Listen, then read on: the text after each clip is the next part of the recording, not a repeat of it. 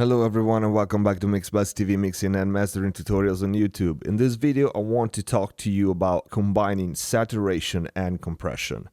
How you can use the two together to give your tracks more density, whether we are talking about single tracks, groups or the whole mix. And how saturation can be used to make a compressor work in a more natural way, avoiding some artifact and big swings in gain reduction. Saturation has many applications, can help a bass cut through a mix and making it more intelligible on small speakers. It can add grit to vocals, power to guitars, density to keyboards, and much more. But one specific characteristic that I like about saturation is what it does to fast percussive transients, like snares, toms, and kick. We all know that loudness is a factor in modern music production, there's no doubt about it. And while mixing shouldn't care about loudness, as in you shouldn't really try to get your mix loud, because that is something mastering will take care of, what we as advanced mixing engineers do know is that we have to create the potential for a mix to be loud. And that means, first of all, to have a balanced mix frequency-wise. And balances like too much low end or too much highs can literally castrate the potential of a mix to be pushed loud and still sound good. And before that, the mix ain't gonna sound good to begin with. But another thing that we usually keep an eye and ears on is our transients. Usually percussive elements, like we said before, kicks and snares, elements that are really important in a mix usually are the one that you see represented in the waveform as spikes. We want our percussive elements to have punch, but that usually translates in these tall spikes. The level difference between the music and those transients can be too much for a compressor to handle without artifact or pumping effect. Now sometimes that's what we want, but a compressor is not really the first thing you should grab to limit picks. Because a compressor has an attack time. No matter how fast that is, it has an attack time. And while you can control peaks with it, you need to A, set a very fast attack, and B, a low enough threshold. And that usually makes the material sound choked and the punch is gone. Brick wall limiters, on the other hand, having a zero attack time, that's why they are also called look ahead, because they see the material earlier, so they are able to stop the peaks before they happen. Those are fairly transparent and more suitable tools for this kind of job, limiting peaks. But they are also very destructive for the material, and they often soften our transients too much, and again, we lose the punch. And here comes the saturation. Saturation, when you pick the right algorithm for the right element, not only can control your peaks, those spikes that you see in the waveform, but it can even enhance the perception of that element by adding distortion. And since percussive transients are very fast events, we don't perceive it as distortion, but as punch. Obviously, there are different types of saturation, and you have to experiment to find the one that works for a given element. But once you found it, you will discover that saturation is a huge part of how to achieve a solid dance mix, which has a great potential for loudness. Okay, so let me give you an example. We have a rock mix here. She was the finest thing that I ever did see. I walked over to her just to beg her to please. I said, hey baby, do you want to go out with me?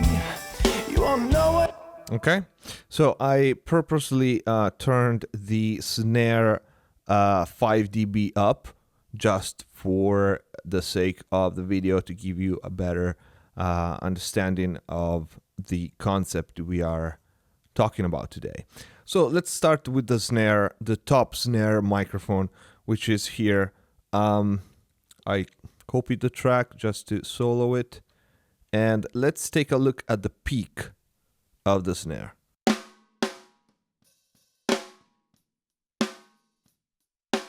It peaks around -49, okay? And you can hear the volume. So I have one of my favorite saturation plugin, which is URS saturation. Let's click on the peak indicator and let's turn on the saturation all the way up And I'm using the algorithm tape head 30 IPS. And let's take a look even here at the input and the output.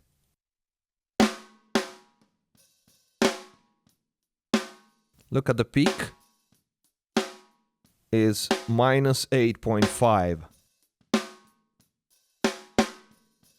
compared to if I bypass it,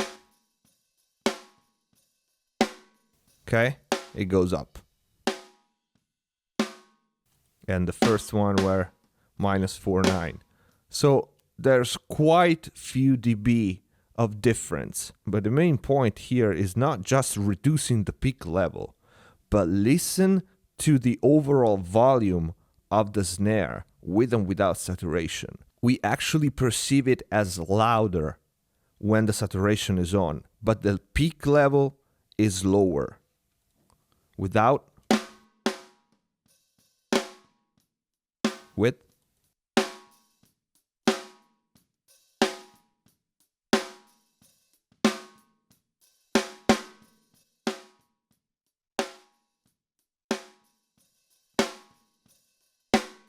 and it's a pretty big difference, okay? It's not subtle. So we gained 3-4 dB of nominal level, but at the same time, our snare is perceived like more upfront, more in your face. It has snap, it has punch.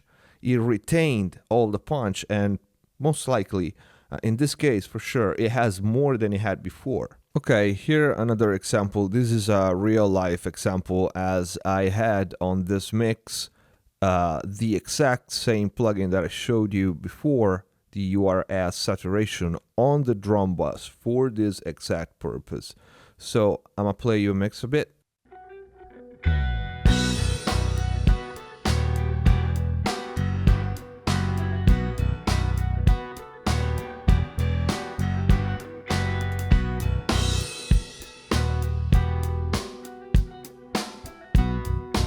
As you can hear, the snare is pretty upfront, and let's hear it without the saturation.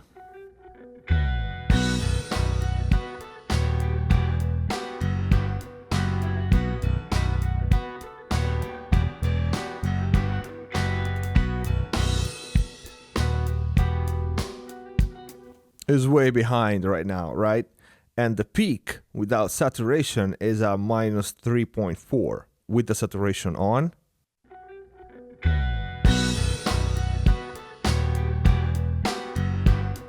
we don't go past minus 6.9. So we gained a bunch of dB, but the snare is more intelligible despite the lower level. Without,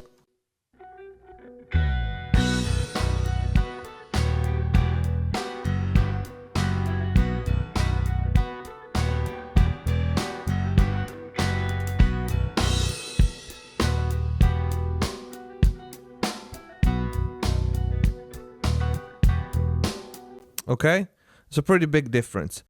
So just to give you a graphic visual representation of what is going on, I printed what we just listened to, the music only of this mix, with and without saturation. And the first one here is without saturation. And you can see clearly how tall are the transients of the snare drum. Let's play it. And we are peaking a minus 7.3,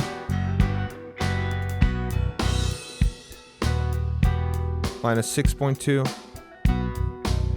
While with the saturation on, this is just the print of what you just listened. So with and without saturation on the drum bus only, here you can see the peaks are much lower and everything is much closer to the center of the wave, to the music part, to the dense part of the music. And let's see where our peak level is.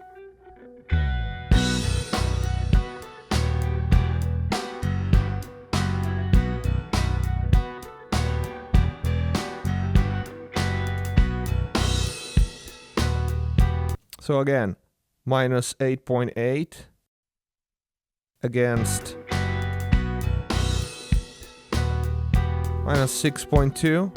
So we gained 2 dB, and once again, the big deal here is not gaining 2 dB of headroom like I could have done this with a brick wall limiter, like we said before, is that the perception of our snare in particular, but kick drum too, are greater than before with a lower peak level. Without saturation,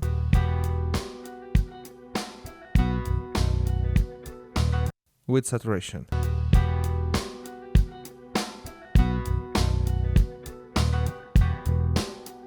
It's not subtle.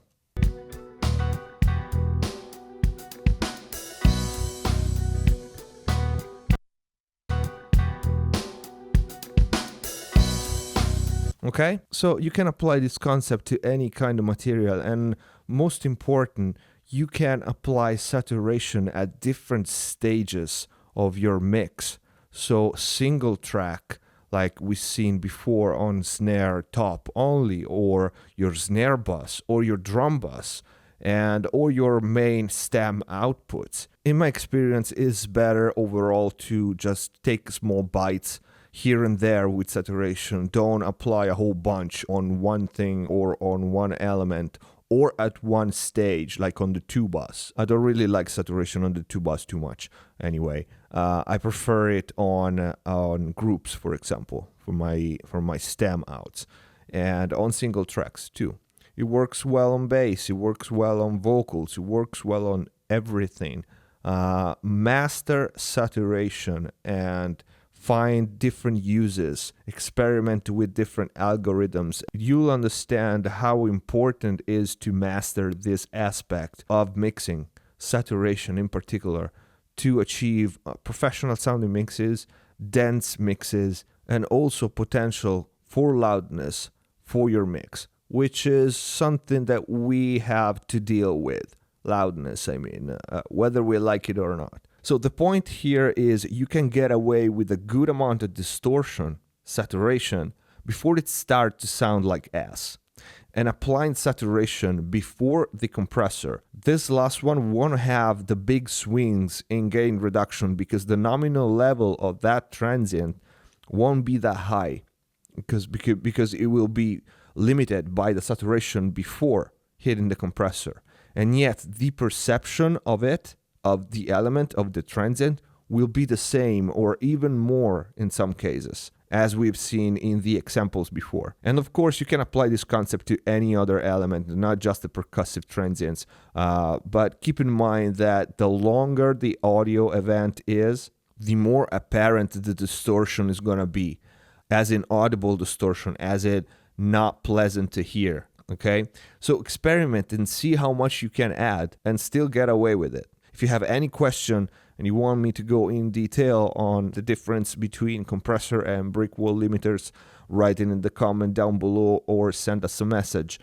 So this is it for today. If you like the video, please don't forget to click the like button. Support the channel by sharing the videos on forums and social media. Subscribe if you haven't already, and see you next time.